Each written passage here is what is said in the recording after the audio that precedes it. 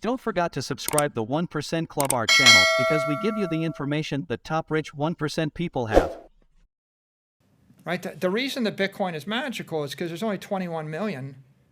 I can create more real estate in New York City. I can create more cars. I can create more luxury watches. I can create more gold. I can create more shares of stock. I can create more bonds. I can create any commodity. They're commodities by definition. Given enough money and time, I can create infinite of any of them. Bitcoin is a scarcity. Okay, name another scarcity in the world, right? And technically, it's not clear there is another scarcity, right? A scarcity is something of which it is absolutely capped. If the price goes up by a factor of 1,000 or 1,000,000, it is absolutely capped. That is not the case with gold, soybeans, silver, stock, bonds, real estate, single-family homes, ships, planes, trains, nothing else. Everything else could be manufactured. And of course, if the price goes up, the incentive to manufacture more will go up, which is why, you know, buying a house isn't necessarily going to be a great store of value in an inflating economy, because you're going to have incentives for someone else to dilute the value of your house. If you do buy a house, better off to buy a house on land than a condo on the 57th floor of a building. And if you do buy it on land, better off to buy it on waterfront property. And if you buy waterfront property, better off to buy it on the beach. And if you buy it on the beach, you're better off to buy it in the most desirable location of affluent, intelligent people for the next 30 years. I'm sure Pat has something to Scarce say about pristine, this. which you had talked about, right? Yeah. You're better to be at scarce pristine or as close as you can. And and you can do that for 10, 20, 30 years. That's Palm Beach, that's the Hamptons, right? You can figure that out. Now figure it out for 100 years. This is the problem, right? When you go out But for 100, the individual, though, who cares for 100 years? The individual.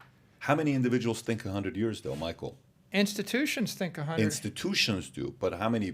Even some institutional leaders only care about the return they're going to give you for a decade or two. They don't sit there and Or next think quarter. about 100 years. I think here's the I point, mean, though. that's one of the problems we have with our current political system, even we have in America. You know, the guy who gets elected, he only cares about 2 terms. How much can he really do? It's tough The to. issue is the asset's reflexive. If I told you that you could buy this digital asset and it would lose all of its value in 17 years, then people start to amortize it down. And when it gets to be 12 years old, people start to discount it. It's like you don't want to own a building in London where there's a ground lease that expires in 37 years, right? That's not as valuable as owning the land outright for 1,000 years. So if I told you it's good for 10 years, I think, and the other thing is good for 100 years, everybody wants the thing that's timeless, and the difference is going to create a marginal difference in the price. Let's say it's 2% or 3%.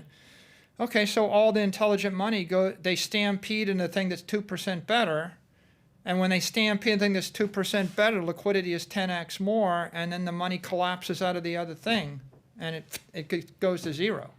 That's why Bitcoin Cash collapses, Bitcoin Satoshi Vision collapses. Anything that's sort of like the same thing but not quite as good will go to zero. That's why YouTube is YouTube, right? It's like there is a tendency of winner take all in these things, and it does matter, right? Now, you have children, you have grandchildren. Right? I never met anybody that said, you know, I kind of want to keep my family generational wealth intact for 12 years, but then I don't care anymore. Right? You sort of care. And there's one more element to this. It's not just the ability to know that the asset will hold value 100 years out. It's the portability. You know, if you're living in Nazi Germany in 1932. Having portable property versus non-portable property makes a difference. Might make a life or death. There are people that are dead because they couldn't move the property, right? It does make a difference to be able to move it.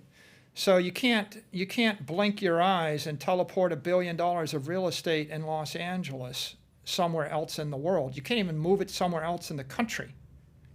Being able to move the money from a city to another city, from a state to a state, from a country to a country, and from a counterparty to a different counterparty, all of these things are extraordinarily valuable. The difference between life and death, in many cases, and that's what Bitcoin gives you, that you don't get with anything else.